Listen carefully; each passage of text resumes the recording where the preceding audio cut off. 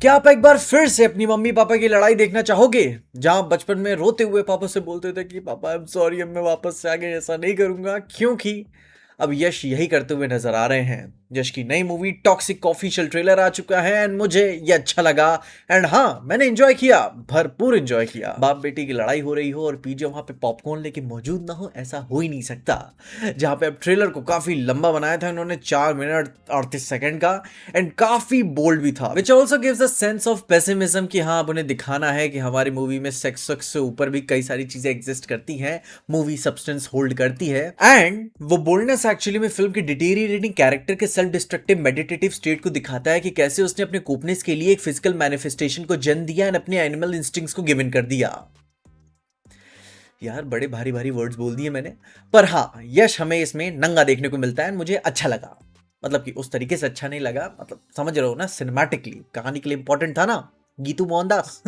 जिसमें मूवी के डायरेक्टर गीतू मोहनदास ने डेप्थ दी है, जहां पे वो डेप्थ कहां पे फील होती है, स्पेशली फीमेल कैरेक्टर्स पे फील होती है। एक सेंस हो जाता है कि जब आप एक वेल रिटन कैरेक्टर के एक्सट्रीमिटीज को परफॉर्म करते हुए सेंस कर पाते हो, जहां पे आप अपने कहानी में सिर्फ यश एंड कियारा ही नहीं, बल्कि हुमा कुरैशी, तारा सुतारिया एंड नयनतारा भी अपने फुल ब्लोन प्राइम में नजर आते हैं कि अपनी पीक एक्सट्रीम परफॉर्मेंसेस देंगे ये फिल्म में, जो कि टू बी ऑनेस्ट बहुत ही अच्छी बात है। इंडियन सिनेमा काफी समय से अपने इंडियन एक्ट्रेसेस को पावरफुल कैरेक्टर्स में ऐसे ट्रांसफॉर्म करके नहीं दिखा पा रहा था। पर इन सब बातों के अलावा अगर कहानी की बात करें तो स्टोरी हमें बताकर यह जाती है कि यश बाप बेटे के रोल को प्ले करने वाले हैं, जहां पे वो शुरू से ही छिनार इंसान होंगे, जिसमें नयनतारा का कैरेक्टर उन्होंने ट्रेन कर रहा है कि ये सारा शहर तुम्हें कैसे हथियाना है। एंड उसी टेक ओवर प्रोसेस में उसे कियारा आडवाणी मिलती है, जो कि एक सर्कस की कैबरे डांसर टाइप नजर आती है, मतलब पीक हाईलाइट। एंड जहां पहले तो यश उसे खरीदने की बातें पे आ जाता है, पर इंसान की नियत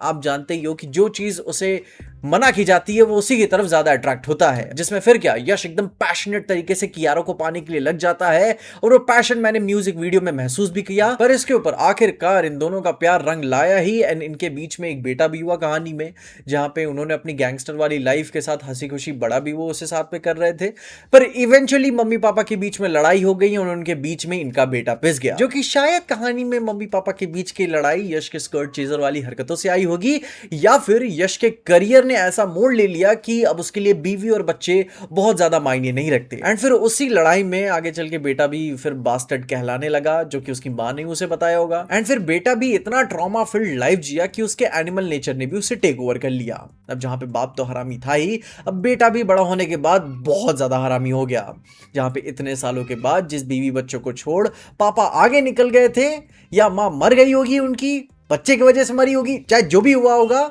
तो अपना बेटा बदला लेने आया हुआ है कि पापा मैं थेरेपी नहीं गया, बट मैं आपको मार के अपनी सारी थेरेपी, अपना सारा ट्रॉमा निकाल दूंगा। अब देखो, ट्रेलर से मोटी मोटा कहानी तो यही महसूस हो रही है कि माहौल मूवी का पास्ट प्रेजेंट में ही चलने वाला है, जहां पे मूवी यश के गैंगस्टर राइज को दिखाएगी एंड उसी के बाद उसके प्रेजेंट में जाएगी ये कहानी, जहां उसका बेटा थ्रोन लेने के लिए नहीं बल्कि उसे चैलेंज करने के लिए आएगा, जिसमें एक्शन मुझे बहुत ही अच्छा लगा। इसमें काफी डाइवर्सिटी है, जहां पे बाप तो स्लो ऑरा फार्मिंग करते हुए एक्शन में नजर आता है, तो वहीं बेटा इनका बहुत ही फिजिकली एक्टिव एंड अर्जाइल नजर आता है, जिसके फिर अलावा मूवी में वीएफएक्स एंड सीजीआई इनकंसिस्टेंट नजर आती है, ट्रेलर से महसूस हो जाता है। बट एक जो चीज मुझे विजुअल इफेक्ट वाइज काफी पसंद आई वो था डबल रोल वाला visual effect. I mean like Yash का पूरा कंप्लीटली लुक डिफरेंट है, एंड वी ऑल नो कि अगर यश की दाढ़ी निकाल दी जाए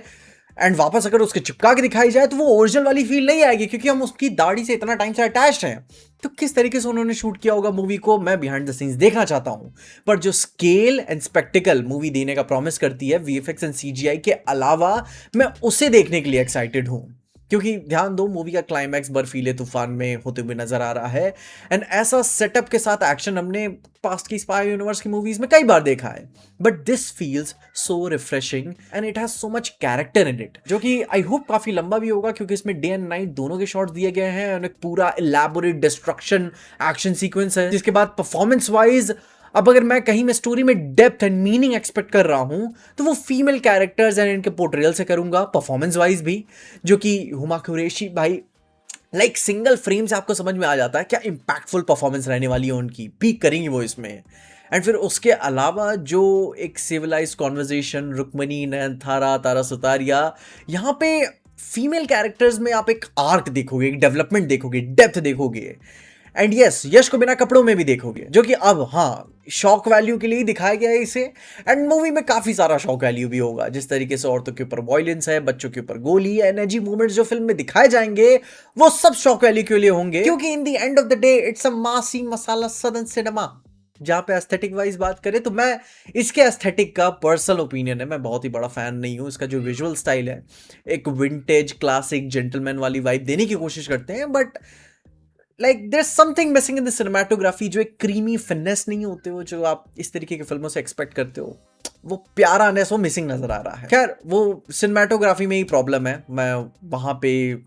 फिल्मी डायरेक्टर की बहुत ज्यादा कमी नहीं दूंगा। But on the other hand it's a mix of real fake highly detailed sharp version of reality, जो कि इमर्जन ब्रेक कर देती है जब आप इसके CGI movements and big spectacled movements को देखते हो, क्योंकि वहां पे विजुअल इनकंसिस्टेंसी साफ नजर आती है। बाकी अब मैं स्पेक्टिकल का इंतजार कर ही रहा हूँ, इसमें शॉक वैल्यू का ही नहीं, आई मीन लाइक शॉक वैल्यू बहुत ही पहले देखा है, जो कि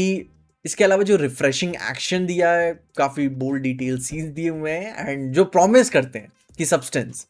मैं उसका इंतजार कर रहा हूँ, क्योंकि आई फील कि जो वो बड़े स्पेक्टिकल मोमेंट्स हैं एंड फीमेल कैरेक्टर्स की डेप्थ है, वहाँ पे होपफुली कुछ नया